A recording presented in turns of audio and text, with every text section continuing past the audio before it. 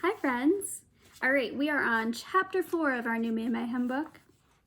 If you remember at the end of the last chapter, she froze time so she could do all her math problems, and then she ran out the door to go to the pits. And she was hoping she would make it on time. Alright, chapter 4 is called A New Direction. Thank goodness I know how to use super speed. It always helps when I'm running late. I arrived at the front of the pits in record time. First, I changed into my suit. Then, I turned the Do Not Enter sign and scanned myself into the building. The pits looks like an empty warehouse from the outside, which we all know from previous books. The dangling sign keeps regular people from trying to enter, but on the inside, it is the coolest place ever. There are high-tech screens on every wall, and busy superheroes are running around all the time. I sped through the main lobby, also known as the compass, and I headed for the room where today's lesson was being held. I put my ear against the door and listened. Oh no, I totally picked the wrong day to be late. I wonder what's going on inside that classroom that she picked the wrong day to be late.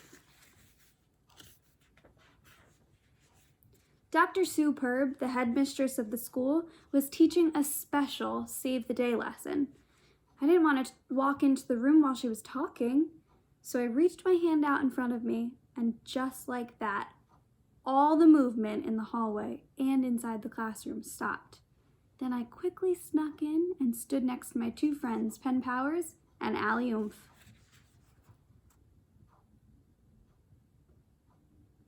It's interesting because I think I would have thought that you can't freeze other superheroes. Like everybody's like immune to that superpower. But I guess not, because they all look pretty frozen. When I tapped Allie on the shoulder, she unfroze. Perfecto! It worked again! I smiled at her like I'd been there all along. And so, Dr. Perb continued, that's today's exercise. Now let's all break into groups. Oh no, that's when I realized there was a big problem.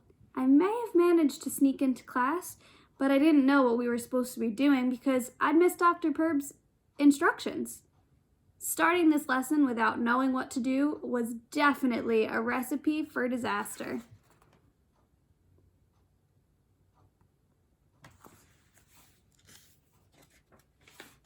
Then again, I didn't want to ask Dr. Perb to repeat herself, and I couldn't ask Allie or Pen either. I wanted to keep this new secret to myself, at least for now. I knew that freezing the clock wouldn't help this time.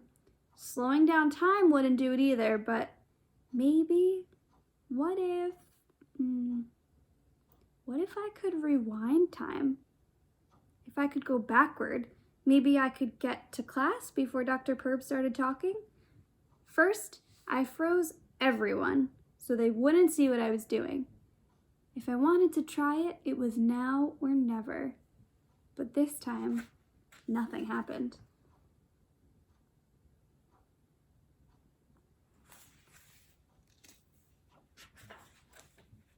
So I did it again, and again, but still nothing. Sweat started dripping down my face, so I took a deep breath. Then I closed my eyes, stretched my hand out, and thought of the exact moment I wanted to rewind to. When I opened my eyes, I couldn't believe it. I was back in my makeup session. So not only did she stop time, she rewound time and went back. Oh man, this book's getting exciting. And that brings us to chapter 5.